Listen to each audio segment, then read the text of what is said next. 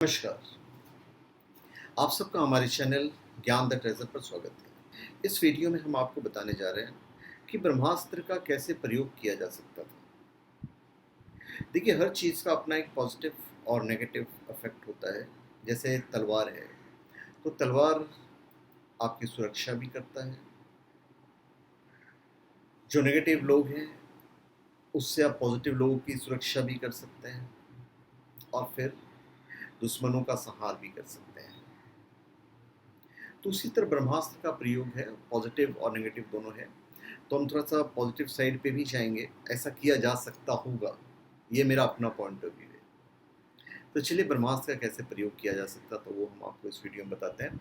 और आप कोई भी स्पेशल प्रोडक्ट omja.com या shivago.com से प्राप्त कर सकते हैं, जेन्यून, ऑथेंटिक, लैब सर्टिफाइड और अभिमंत्रित भी यदि आप चाहें तो चलिए शुरू करते हैं।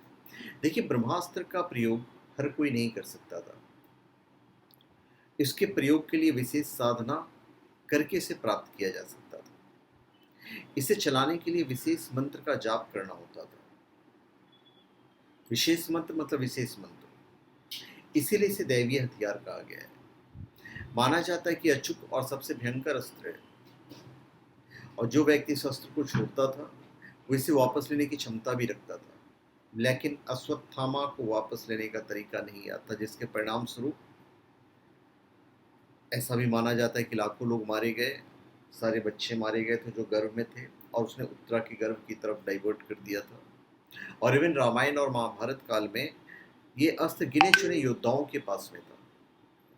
रामायण काल में जहाँ ये विभीषण और लक्ष्मण के पास ये अस्त्र था, वहीं महाभारत काल में द्रोणाचार्य, अश्वत्थामा, कृष्ण, कुबलाश्व, युधिष्ठिर, कर्ण, प्रद्युम्न और अर्जुन के पास था। अर्जुन ने इसे द्रोण से प्राप्त किया था। ये भी कहा जाता है कि इंद्र ने उन्हें दिया था।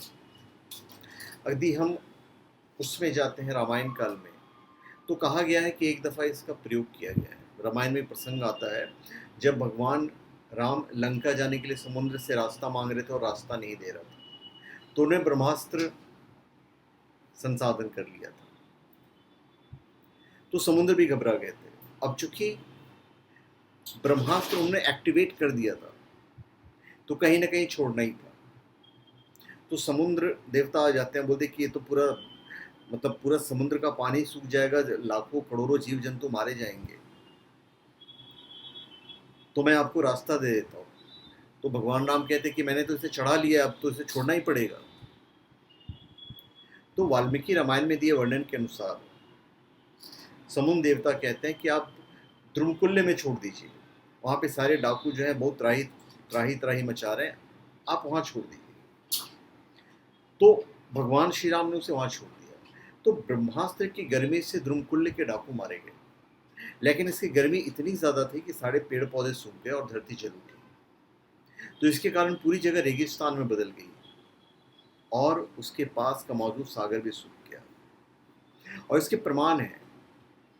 आप पूछेंगे भाई ये द्रुमकुल्य कहाँ है, तो मैं आपको बता देता हूँ। माना जाता है कि ये जो जगह है वो माना जाता है कि कजाकिस्तान में है।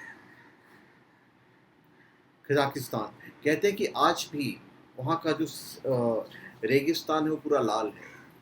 वहाँ विचित्रताएं हैं जो इशारा करती है कि उसका संबंध रामायण काल से हो सकता है। वाल्मीकि रामायण के अनुसार श्री राम ने उत्तर दिशा में द्रुमकुल्य के लिए बाण चला दिया था, तो वो तो मारे गए।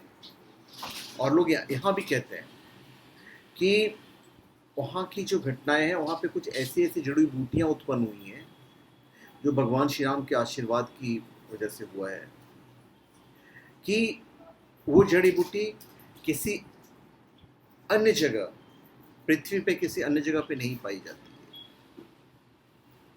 काजिस्तान का कजिलकुम इलाका वनस्पतियों के लिहाज से काफ़ी समृद्ध है। यहाँ कई ऐसे जानवर पाए जाते हैं जो और कहीं नहीं मिलते। यहाँ 2 नदियाँ भी बहती है।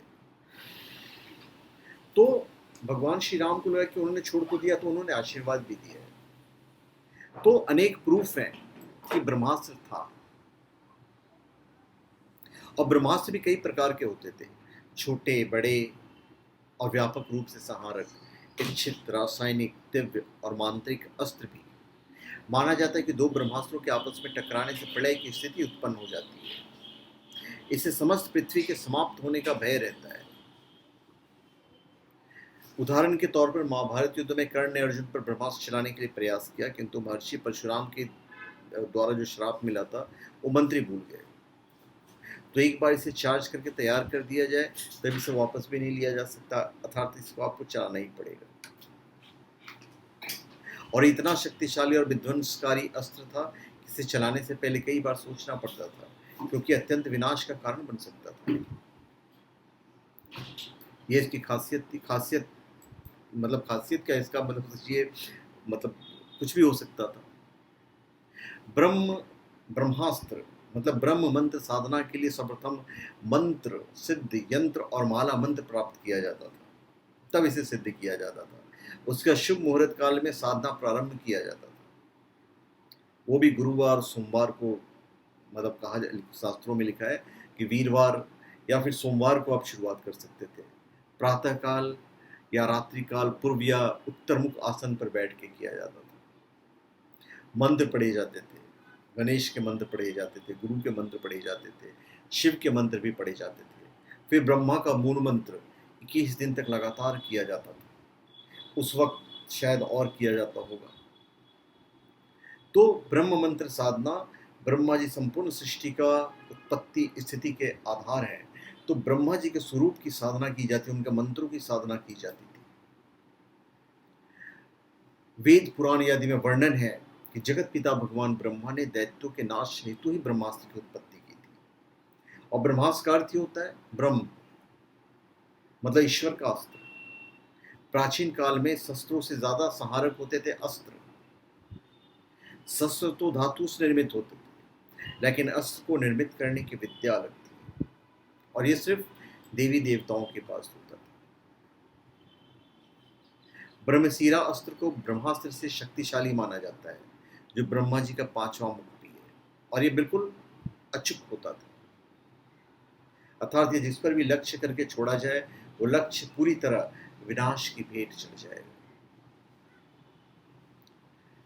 तो धन्यवाद, आप सबका हमारे चैनल पे स्वागत है। आप हमारे चैनल पे सब्सक्राइब करें और अपने कमेंट दीजिए। धन्यवाद।